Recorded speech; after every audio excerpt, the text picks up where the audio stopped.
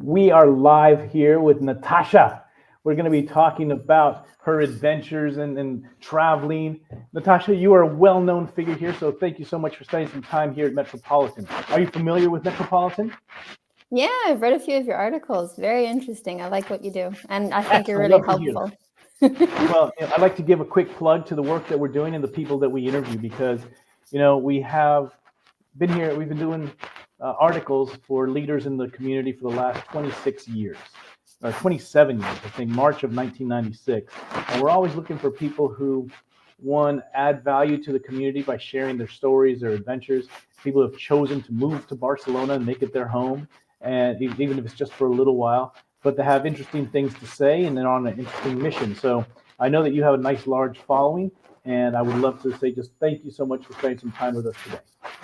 Thank you for having me. It's a pleasure. All right, let's jump right into it. Tell us a little bit about yourself. Again, let's say for 15 to 30 seconds. Who is Natasha Bergen? All right, cool. So I was born and raised in Canada. Quickly after university, 10, 11 years ago, I got the travel bug and I became an English teacher. I taught in places like Colombia, Vietnam, Portugal, and then I came to Barcelona 4 years ago. Ever since I was here, I was teaching, but then eventually I needed a little bit more. So I came up with this project to climb the highest peak in every European country. Now that's what I do. I travel around Europe, film videos, and share the stories with you and people who love to adventure and get outside. And so tell us, Natasha, what brought you to Barcelona? Oh, actually, I wanted to learn Spanish. I was living in Vietnam beforehand. It's a very difficult language to learn. I don't know if you've tried it. But I wanted something that was a bit easier for me because I had French in my back pocket as well. But I came here on a working holiday visa. And actually, just a few months into arriving, I met my partner. And that's how I'm still here. I see. Okay. Well, no, my Vietnamese is limited to insulting people and ordering food. So I'm not going to try to embarrass myself. I know slightly more Mandarin, but no, I do not know Vietnamese. And Spanish, I think, would be much easier given the alphabet and just the number of people in the world who speak it. And so you stayed here. How long have you been in Barcelona? Nearly 4 years now. Yeah. 4 years in total. Always in, oh, sorry, I was going to say how long you've been in Spain, but you said Barcelona the whole time? No, actually, I was in the south of Spain. I don't know if you know Almeria, but that's where I started. Okay. And so how long were you there? Just about 2 years, and that's where I met my partner. We were playing beach volleyball, and that's how I met him. He's a Spanish citizen, so how I'm here. Okay. Well, tell us, you seem to have a well-known and a passion for hiking. Is that correct? Yeah, pretty much my whole life, but it's really escalated these last few years. Yeah, I love it. And so, right now, my wife and I just came back from visiting Tenerife, and we went out to the highest peak in, I guess, within Spain. We decided, or she decided, that was not something that we wanted to climb. We tried to take the trolley car all the way up, but it was we got there too late. To do it early in the morning, and we were at a wedding the night before, and so we would have taken the trolley car. We weren't really prepared because we had a flight, and we didn't really prepare to do it. We weren't going there for hiking. We were going for a wedding. But in Tenerife, they have Teide. We did, however, climb Mulhacén. Nice. And that was an interesting experience. But let's talk about you. So what's your motivation behind climbing the highest peak in every European country? I mean, there's a lot of parts to it, but it kind of all started from a few years ago. I was going through depression and anxiety, and I really found that I needed to make a change in my life. I took a trip to Sweden just to get out of Spain, just to clear my head, maybe go somewhere that felt more like home, because I couldn't go back to Canada because of, the situation back then. And so when I came back, I felt rejuvenated, and I thought I need some kind of challenge, something to get me back to myself. And I was walking around a park in Barcelona with my dog, listening to a podcast about a Swedish man who had climbed K2 which is one of the most dangerous mountains to climb. Sure, of course. And then a few days later, it just kind of popped into my head. What if I try and climb the highest peak in every European country? Is that something that's doable? Like, it had to be a challenge, but still realistic, you know? So I started Googling, searching, and yeah, I thought, okay, let's do it. Let's start. And so what kind of challenge have you encountered so far during your journey, both in terms of logistics and physical obstacles? Honestly, the hardest thing is getting to the base or getting to the peak. Sometimes climbing the mountain itself isn't even that difficult because that's just a matter of training so far. I've got some big ones to do, but it's things like getting a car or a taxi to take me to the base and then it breaks down. Okay, now what do we do? Or weather. The last one I did in Finland, we had to postpone it 2 or 3 days because the weather was just so terrible. But eventually it did work out, spoiler alert. That's the hardest part. The other thing is financing it all. Some of these peaks are pretty expensive. So that's something that I have to really focus on. So that's why I've got my day job and then also creating content here on YouTube. Okay. And so along with this, what is the, I understand what you're talking about because Tara and I have, my wife and I have, we've been traveling to different parts of Spain and France. We've talked about going to other countries and also doing hikes that are, famous, whether it's in Africa, Mount Kilimanjaro, or in South America, Machu Picchu and other places. But we actually haven't done too much that's outside of Spain. And as you said, sometimes plans go awry.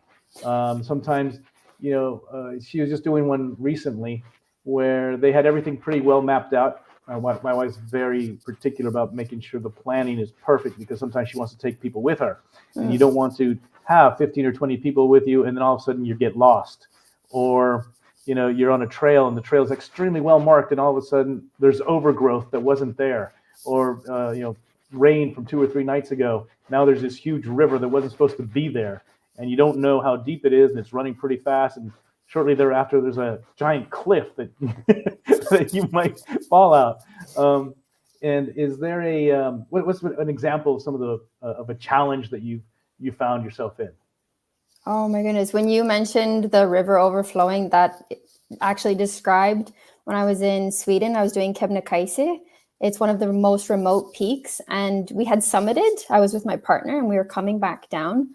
And because the glacier and all the snow was melting throughout the day, because it was really warm that day, the river had grown probably 2 meters, and it was rushing so much that we could not cross it like we had in the morning. This was 8 hours later.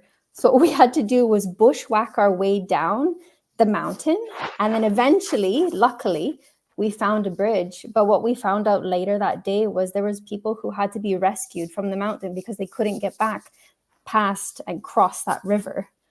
Wow. So in a matter of hours, it just changed completely. Yeah. Yeah. Sometimes it's surprising how something that even if it's mapped out extremely well and you've planned it can go awry real fast.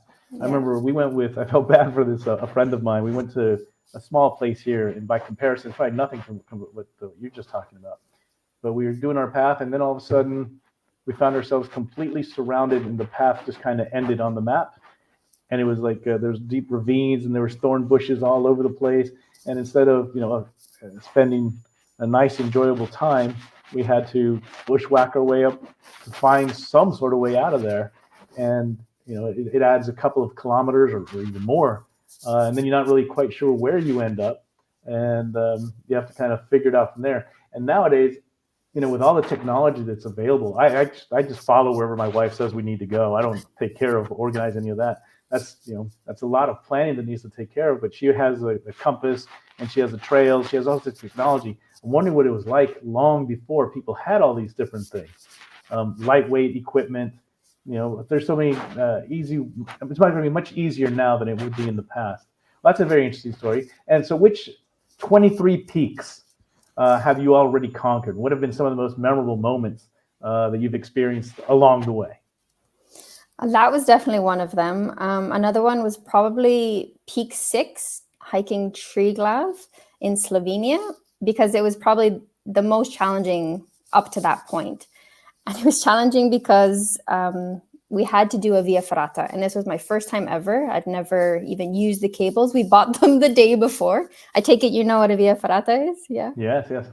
Okay. Maybe for anybody who doesn't know, it's when you're hooked in with cables onto an iron rod that's already kind of placed in the mountain.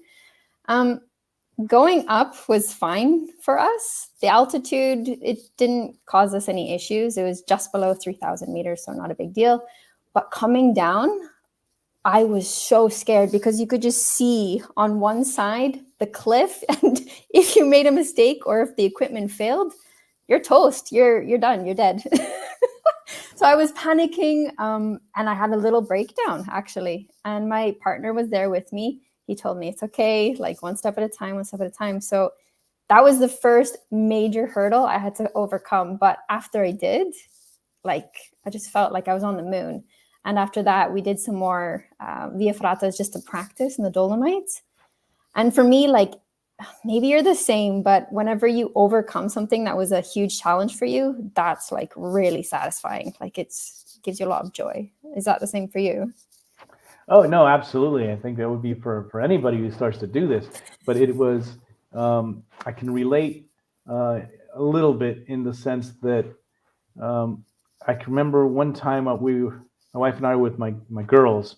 I don't remember how old they were, but they're probably like, 10, 12, something like that, maybe even younger. And we were in Tarragona and we did a hike. And she always plans everything out to be somewhere like 9 to 15 clicks. For not too complex, but not easy, because if it's too easy, it's boring. Yeah.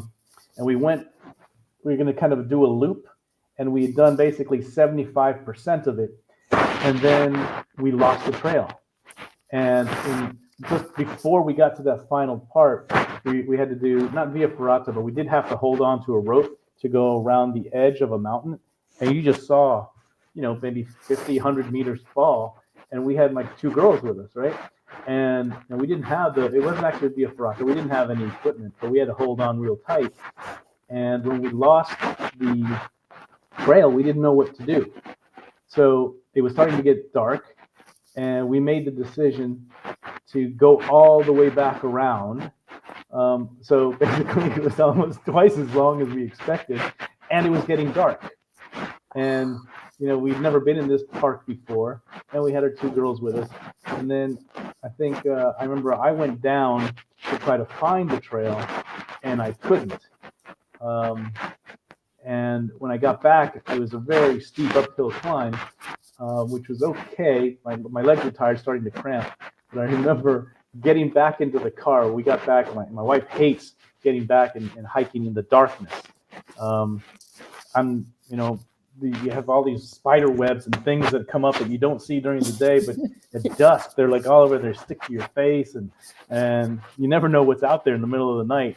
And we got back to the car just as I started to drive, because we had a stick shift. Both of my legs cramped like I've never felt in my life. Luckily, we weren't on the highway, but they just totally cramped as soon as we got into the car. Anyway, we're talking about the peaks that you've conquered. And so what has been the highest, the funnest, the most exciting emotion for you? Which one? Oh, well, the highest so far has actually been Mount Teide. It's 3,700 meters, somewhere around there. You said Teide? Yeah. I was there. You did climb it? Yeah. Oh, wow. Okay. We were just there, but, we didn't go prepared to climb. But that looks scary. It was a jaw-dropping trip just to get out to the base. Yes. And it looked like you're on the moon. Truly. The different ravines, and it's just rocks, and it's surprising. I always forget how hot and cold it can get within a matter of minutes, depending on whether the clouds cover the sun. And we weren't out there very long when the sun started hitting our skin after just, probably out 15, 20 minutes. Anyhow, but tell me more about your climb of Teide, since it's so relevant to us. We were just there like 24 hours ago. That's crazy. You just got back. I hope you do go back and do it. I do recommend it at least once in your life. But yeah, getting to the base was the hardest part for me. I couldn't rent a car. It was stupidly, I went during Carnival, So it was way too expensive to even find a car because I need an automatic because I can't drive stick shift. So I couldn't do it. So my plan was to get a taxi, but I found out that you also can't get a taxi because you need to have you need to be in like the specific taxi city. I was not in the right city to get the taxi that I needed. So it was like 2 days trying to figure this all out when I had originally planned everything to a perfect T, and I arrive and it's completely mush. None of it's working. So anyways, I decided I'm just going to take the bus and be safe and smart about this and go up as fast as I can. I was really impressed with my time, but it was extremely hot. Like you said, like it changes so much. So I was hiking with my winter jacket, which I actually did need when I got to the top, but it was like 20, 22 degrees going up. So I had my t-shirt and I wish I had shorts, but the views when you get to the top, just incredible. Like you're on the moon or Mars, which was actually kind of similar to Mulhacen, which is kind of weird because they're really far away, but both Spain. Yeah. Well, I remember a little story when we went to Mulhacen. My wife is so much more intelligent than I am, especially when it comes to hiking. We were told you got to go out the day before and save your spot in a bus that gets you close to the base so that you can go up at Mulhacen. If you don't save your spot early enough, I guess they run out of seats on the bus. So we went the day before. Bought our reservations to take the bus to the base, and we went back home, got good sleep. And uncharacteristically, we got there in plenty of time, so the bus left, I don't know, half hour, or we got there a half hour before the bus leaves. And we're excited to see the other hikers. At that time, we were actually in pretty good shape. We both were going to the gym all the time. My wife, she was still doing all her hikes. And we get there, and I'd say 75% of the bus must have been 60 years older or higher. And we're like, well, this can't be that hard if it's going to be packed with all these, older people who are hiking. And at the time we were like 45 or something. So we were in pretty good shape and we're ready to go. We get there and we're off. We're not going to be with all these old people. And so we go quickly, we get to the base and we'd be like, this isn't that hard. It's it's probably the first 2.5, 3 miles were pretty relatively flat. It's just a small inclination, and then you get to the foot of the mountain and you're like, oh crap. And I remember it was all filled with what's it called, scree? I don't know, you put your foot in and it's all gravel and it comes down and foot and comes down and foot and it all comes down. And we were at first probably a half hour ahead of all the old people behind us, and we're gonna clobber these people. And they kept saying that they were avid hikers, but they were a little bit older than we were. While we're going up the mountain, maybe about 25% up the mountain, and we're struggling like crazy just to get up, do a little bit. All the old people, they walked by us like they were squirrels just going up the mountain. And and the funny part is they were all singing. They're all in a great spirit, and they're like, "You can do it, young people." They're like mocking us, and they just kept going and going and going. And Tara and I we were struggling. We finally get to the top of the mountain. They've been up there. They've had their lunch. They look at the beautiful scenery because I believe you can actually see parts of Morocco on a clear day from Mulhacen. We couldn't. It wasn't clear enough for us to see it. Or maybe it was Algeria. I can't remember. But I remember you could see on the other side of the Med. And then they were like halfway. They started to come down before we were even up the hill. They've had all the lunch. They've done everything. We're still going up. And as we're going up, they're still cheering us on. You can do it. You can do it. This is embarrassing. These old people were just killing us. And that's hilarious. no, but it was actually beautiful up there. You take a picture with the little Mulhacen sign. Anyhow, that was one of our I guess very vivid, memorable experience. And so, how does living here in Barcelona impact your lifestyle for wanting to conquer all these different peaks in Europe? It's perfect in so many ways.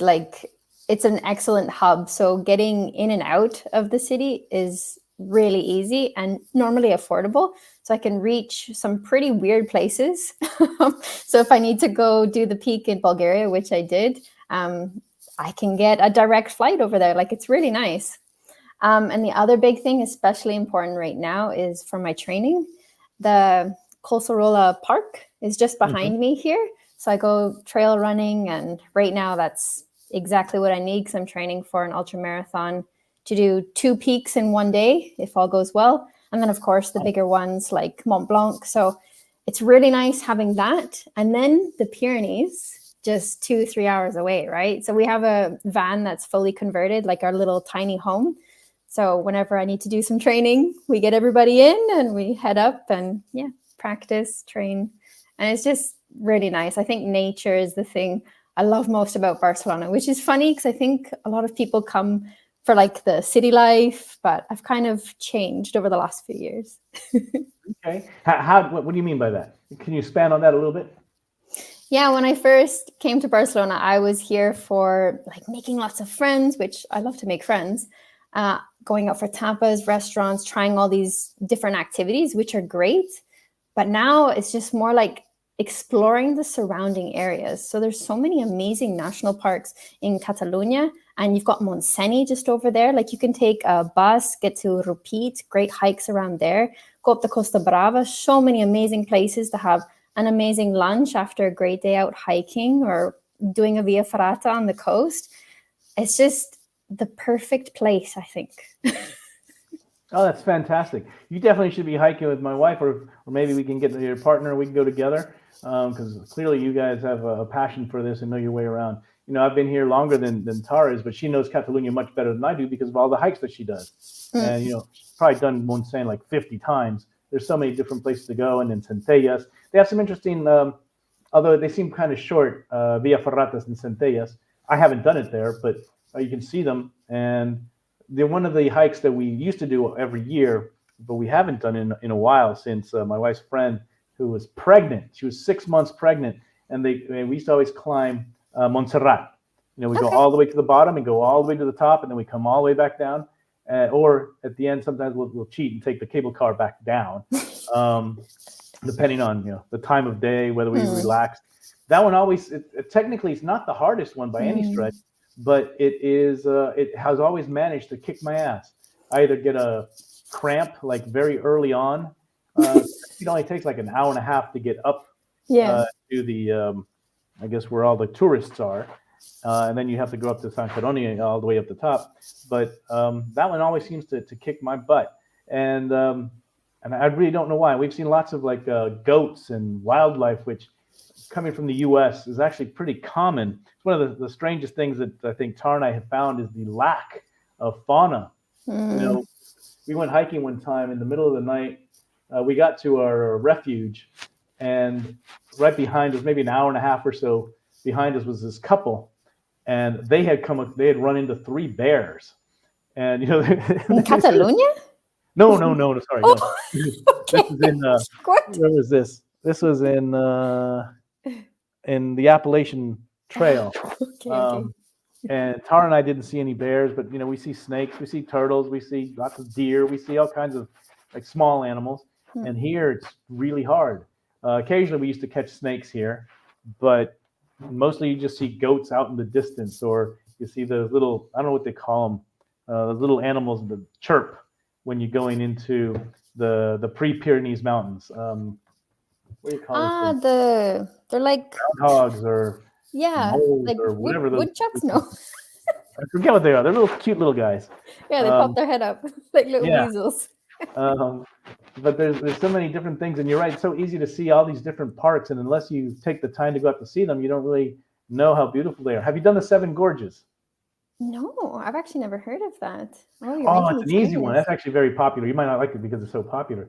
But yeah, La 7 Gorges, there's a trail where you hit 7 places that you can, I think, like a big waterfall you can jump off of. You're not supposed to, but people do it all the time. And it's a very nice, easy trail. You can get to it by public transportation. But if you get some of the best ones are if you have a car. So my wife and I, if we want to do some of our better ones, we drive. And you can see much better ones that are harder to get to.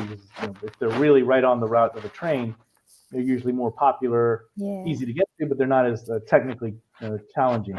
So Whereabouts is it? Is it near Guilleres or near Rupit? I'm trying to I imagine. don't think it's near Rupit. I think it's No? further in, further west. Okay, But see, cool. I'm really bad. I would know all this. My wife knows all the towns and all the stops and the train schedules and everything. I just go wherever she tells me to go. And but there's we should definitely get together and explore. We did a few in the Pre-Pyrenees, and then some where we have to cross into either France or Andorra, and then loop back down into Spain.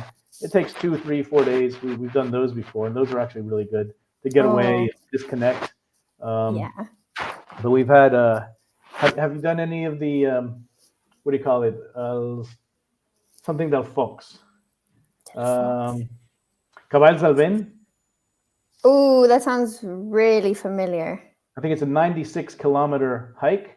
It's a loop, and that's actually the first one that we ever did together. Really? And yeah, we didn't know how long to do it, so we actually took our time. We took 5 days and did the loop. Just calculating like 15 to 20K per day. We had one small day with only 6 kilometers, right in the middle to relax. Nice. But that one's good. And then there's the other one that goes around Pedraforca, or a little bit even further in. I hear that's much more challenging. I don't think we've done that one. But if there's a chance we can get together and compare notes on how to hike, where to hike, and maybe we can do things together. As someone who has made the move from Canada to Spain, what advice do you have for others who are relocating here from abroad? This is a question I get all the time, seriously. I put videos out on YouTube about moving to Barcelona. And so what I always tell people is make sure you know your why. So why is it that you want to move to Barcelona, and find like what your priorities really are. And if there's anything I thought you said make sure you know your wife. Well, maybe too. That could be important. Okay, wait till you know your why. Okay, so a Simon Sinek moment here. So make sure you know your why. Because if you're going to move here and there's some things like learning the language that you're not interested in, it might be a bit more difficult for you, So just finding that out, finding out what your non-negotiables are, and just get an immigration lawyer. The bureaucracy is such a disaster. I'm sorry, Spain, Catalonia, but it really is. And it'll just make the whole process so much smoother. And you'll actually just enjoy the first few months a lot more. And the first few months are harder because of culture shock, as you probably know. So that's my biggest piece of advice, especially when it comes to moving here. Well, I'm glad you mentioned that, because when we first started with the American Society, there was 2 areas that we focused on to try to help people integrate into Barcelona. The first one was helping people figure out what schools to put their kids in. Because international schools were extremely limited. There were long wait lists, and since they were insanely expensive. Yeah. They continue to be insanely expensive, but the wait lists aren't anywhere near as bad, and there's a much larger offering now. And Metropolitan, we like to cover those. So a quick plug to anybody who's watching, look at our section on international schools. The second thing that you mentioned, immigration. I'm not kidding. I probably interviewed, I'm going to say over 100 immigration lawyers. And the problem with immigration lawyers that I found was most of them that do immigration work aren't actually immigration lawyers. They help you, they know the process, but they don't know all the ins and outs. And if you know anything about Spain or the European Union, you'll quickly realize that extranjería, or immigration law, has been evolving constantly. And so what was the case 2 years ago may no longer be the case now. And because, as you well said, it is difficult, but because it is very person specific. What country you're from, what religion you're from, how old you are you coming with work, are you not coming with work? All of these things, I think you do need tailored support, and we have fantastic lawyers that have been long-term clients and friends of ours in Metropolitan. So I'm using this as a quick plug to look at our immigration lawyers right here in Metropolitan. I'm glad that you raised that. So you have a following. Where do most people follow you? YouTube. You can find me there, yeah. So how did you start your YouTube channel? There was actually a competition several years ago when I was living in Portugal. I just interviewed my friend. I taught myself how to edit, how to take videos, essentially, how to use a camera. I loved it. I loved the whole process of constantly being able to learn and develop my craft. And yeah, I got a few videos that went micro viral in Sweden. And I kind of got like the taste of, ooh, this is kind of fun. This is cool. Like connecting with people, learning about other cultures. And I love to travel. So it was actually, that was the catalyst. I was like, okay, maybe I can make this a long-term thing. So that's kind of what got me into YouTube. And I just love longer stories. Like, I think nowadays we have like shorter attention spans, but I like creating a long story where you can maybe learn something, but also get entertained as well. I just find it more interesting. Excellent. So what do you do when you're not hiking? Editing. Editing. Yeah, I'm not joking. It's either editing or I've got a full-time job as well. It pays the bills. Okay, well, what do you do in your full-time job? I'm a quality analyst. Oh, okay, so it's not necessarily related to what you're doing. No. Okay, and if somebody was going to hike for the first time, what would you recommend they hike here in Barcelona? Ooh, one of my favorites. Take the bus out to Rupit and do the route around there. It's a circular route. You can see the cliffs. I don't remember what they're called exactly, but you can see the second largest waterfall in Catalonia, and it's gorgeous. And it's fairly easy. We've done that one many times with the American Society. We've taken, I think we had a big one. We had like 30 or 45 people with us one time. But actually, it's only like, it's a very short one too. It's only like 6-7 kilometers or something. If I don't recall incorrectly. And you start somewhere nice, and they have nice restaurants at the end.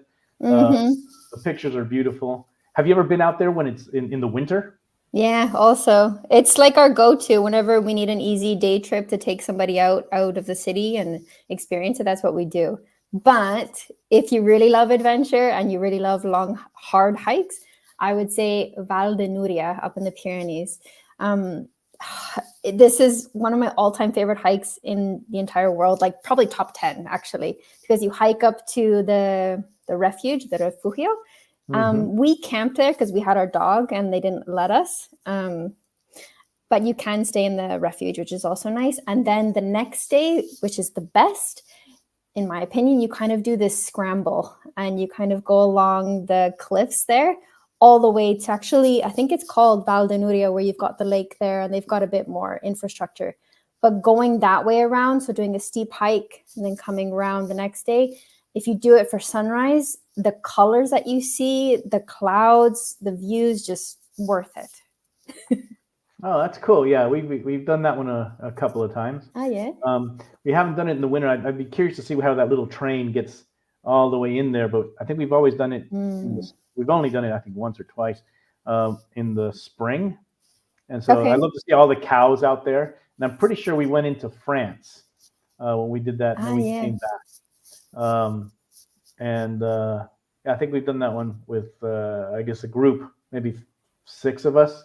And then I did it, Tara and I did it with Joan and Carl, a couple that loves to go hiking as well. So we did that. Okay. And is there anything else that you think would be interesting to share about what you do? How can people get in touch with you? Come check out the videos on YouTube. If you have any questions, reach out to me on Instagram, Bergen Nat, or send me emails if you have any other questions. Either of those work. I know some people don't have Instagram. But I also have a website, natashabergen.com. It's got my guides there, my course to move abroad. So lots of ways to get in touch. But my most important piece is to always make sure others are living their adventures. Sounds like you are. So this is like the perfect space to be sharing that. Okay. Well, I saw actually when Rob, a shout out to Rob for hooking us up. He thought we were a perfect match to combine sharing some of our stories and value to people who are choosing to move to live here and how to fit in and things to do. I don't think Rob knew how much we go hiking. But when he mentioned it, I was like, oh, this is going to be an interesting one. I could talk hours about the funny things that have occurred, annoying things that have occurred. But sometimes it's the pre and the après hike stories that are the best ones. But anyhow, I'd love to have you join us at one of our events, and maybe you can swap stories, hiking stories. And if there's anything that we can do for you, Natasha, do not hesitate. We'd be delighted to share people to connect with you on YouTube or Insta. And I'd love to meet you in person.